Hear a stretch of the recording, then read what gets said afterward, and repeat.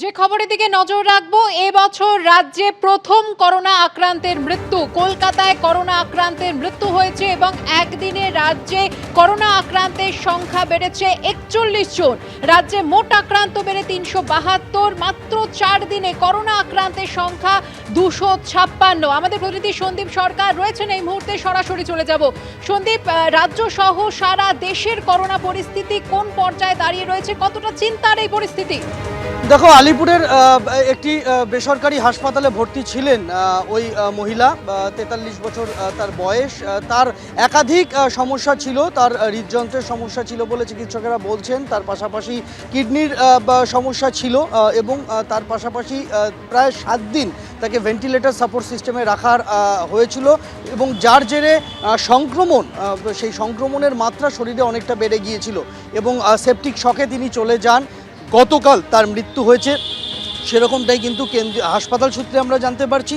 এবং কেন্দ্রীয় স্বাস্থ্য মন্ত্রকের যে কোভিড বুলেটিন রয়েছে, সেই কোভিড বুলেটিনেও আমাদের রাজ্যে প্রথম কোভিড মৃত্যুর বিষয়টি উল্লেখ করা হয়েছে। এই নিয়ে এইবার এই চলতি মরশুমে প্রথম কোভিড মৃত্যু ঘটল রাজ্যে তো বটেই, কলকাতা শহরেও প্রথম কোভিড আক্রান্তের মৃত্যুর ঘটনা। এবং গত কয়েকদিন ধরে আমরা রাজ্যের কোভিড গ্রাফের দিকে যদি তাকাই, তাহলে কিন্তু প্রত্যেক দিনই কোভিড আক্রান্তের সংখ্যা বেড়েছে, উত্তরোত্তর বেড়েছে। গতকালের যে পরিসংখ্যান যেটা আজ প্রকাশিত হয়েছে, তাতে দেখা যাচ্ছে যে 41 জন নতুন করে কোভিড আক্রান্ত হয়েছেন। তার আগের দিন 44 জন কোভিড আক্রান্ত হয়েছিলেন আমাদের রাজ্যে। তার আগের দিন 82 জন কোভিড আক্রান্ত হয়েছিলেন নতুন করে। তার আগের দিন 89 জন কোভিড আক্রান্ত হয়েছিলেন। এইভাবে গত 6 থেকে 7 দিনের মধ্যেই কিন্তু এই যে 372 সংখ্যাটা তুমি উল্লেখ করলে, যে এই মুহূর্তে রাজ্যে কোভিড আক্রান্তের সংখ্যা 372, এই 372-এর মধ্যে 360 জনই আক্রান্ত হয়েছেন গত 7 দিনে, অর্থাৎ গত এক সপ্তাহে আক্রান্ত হয়েছেন 360 জন। তার আগে সংখ্যাটা ছিল মাত্র 12। ফলে একটা আচমকা যে কোভিড আক্রান্তের সংখ্যা বাড়তে শুরু করেছে, সেটা চিকিৎসকেরা বলছেন।